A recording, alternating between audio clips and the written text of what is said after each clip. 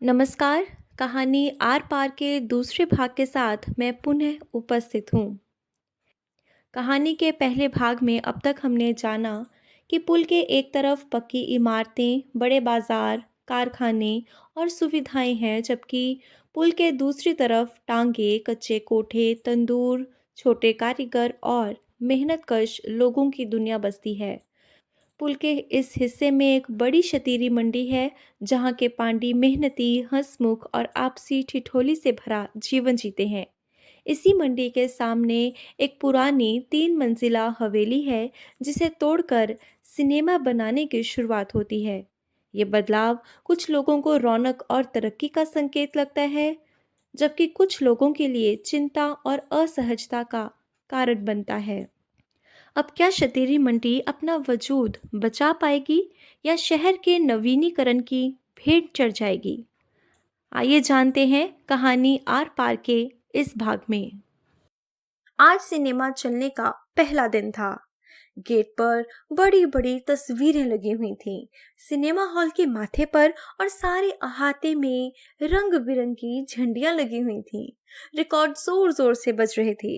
सारा शहर सिनेमा पर टूट पड़ा था। आज तो पहला दिन है, चुन्नी बोली और मिस्त्री ने सिनेमा जाने की सलाह बनाई। जिस समय अहाते में पहुंचे तो टिकट वाली खिड़कियां बंद हो गई थीं। बेली ने चुन्नी को याद कराया, अपने सिनेमा वाले पहलवान से कहो टिकट ले दे। चुन्नी थर्ड क्लास के गेट की तरफ गया। पहलवान वहीं पर था, पर उसने चुन्नी के साथ बात नहीं की। बहुत सारे लोग हाथों में पैसे लेकर वहां हैरान हुए घूम रहे थे।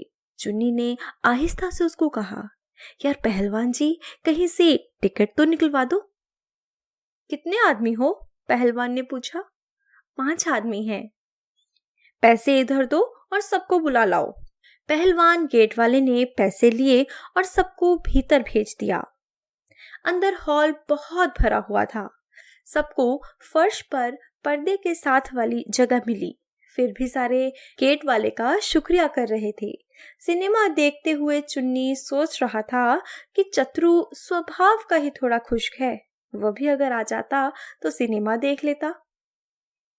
दूसरे दिन सारे आदमी काम में लगे हुए थे, साथ साथ सिनेमा की बात सुना रहे थे।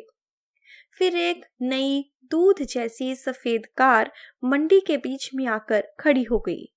कार में से काली ऐनक वाला अधेड़ उम्र का आदमी चमकते हुए कपड़े और चमकते हुए बूट पहने हुए बाहर निकला और मुनीम को बुलाकर काफी देर तक उससे बातें करता रहा। सबका मन और नजरें उसी की तरफ लगी रहीं। कार एक तरफ से बाहर निकली, दूसरी तरफ से सारे पांडी इकट्ठे होकर मुनीम के पास पहुंच गए। चतुर ने आगे आकर पूछा, मुनीम जी, ये किसकी कार थी? नए मालिक की, मुनीम ने बताया। मंडी बेच दी है? चतुर ने पूछा। हाँ, मंडी का सौदा हो गया है। क्यों बेची है उन्होंने मंडी? यार मैं क्या बताऊं क्यों बेची? तुम्हारे सामने वह आया और पूछताछ करके चला गया, मुनीम ने खींचते हुए कहा। क्या पूछ पड़ताल की है उसने? सबने पूछा। कुछ खास नहीं, सिर्फ इतना कि माल कितना है और पांडी कितने हैं।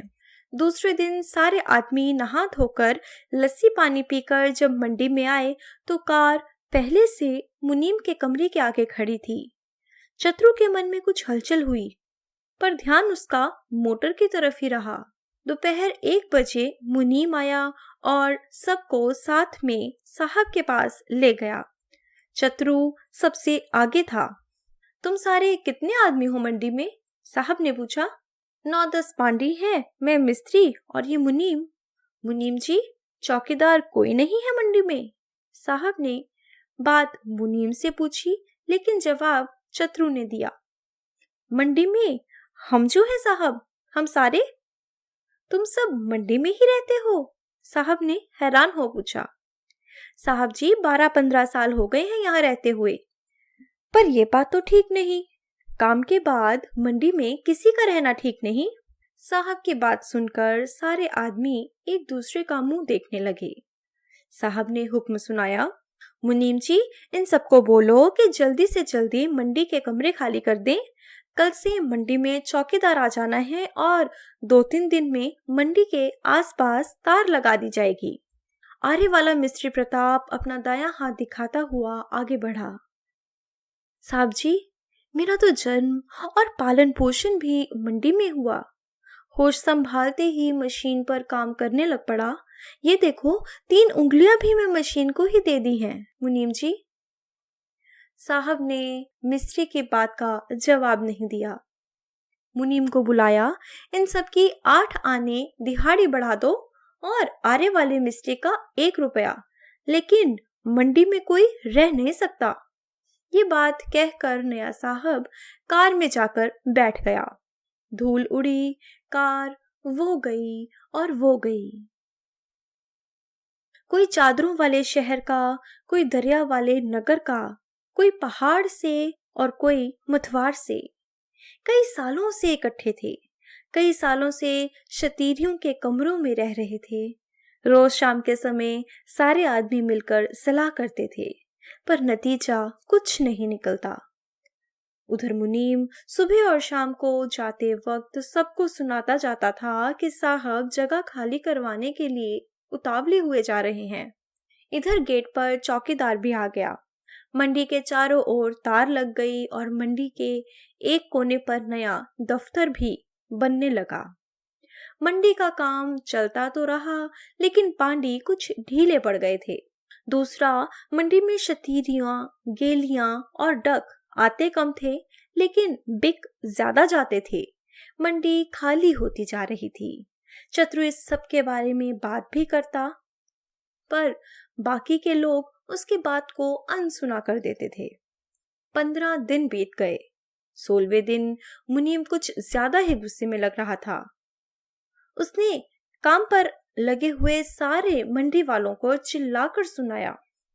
साहब बड़ा गुस्सा कर रहे थे, कह रहे थे ये सब अब तक मंडी से गए क्यों नहीं? मुझे मजबूर होकर कहीं कानूनी कार्रवाई ना करनी पड़े। लेकिन मुनीम जी, हम जाए कहाँ? सबने एक आवाज में पूछा। हमारे लिए और कौन सी जगह है? ये साहब से जाकर पूछो। लेकिन वह तो गुस्से से लाल पीला हो रहा था। हम ही सिर्फ पूछे, तुम भी पूछो, चतुर ने मुनीम से कहा।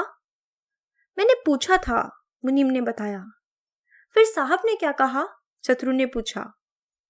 साहब ने कहा, मुनीम जी, आपको पता है मैंने इतनी सारी कीमत इस जगह को क्यों दी है? फिर क्या? कहने लगे, शतीरियों के काम में रखा ही क्या है? सिर्फ सिरदर्दी और सिर्फ शोर। जल्दी जगह खाली हो जाए तो? फिर क्या? सबने पूछा। अगर जगह खाली हो जाए तो मैं इमारत शुरू करूं। किसकी इमारत मुनीम जी?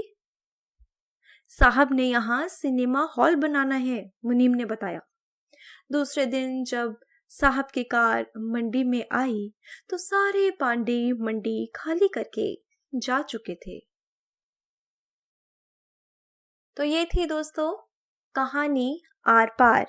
उम्मीद है आपको ये कहानी जरूर पसंद आई होगी। धन्यवाद।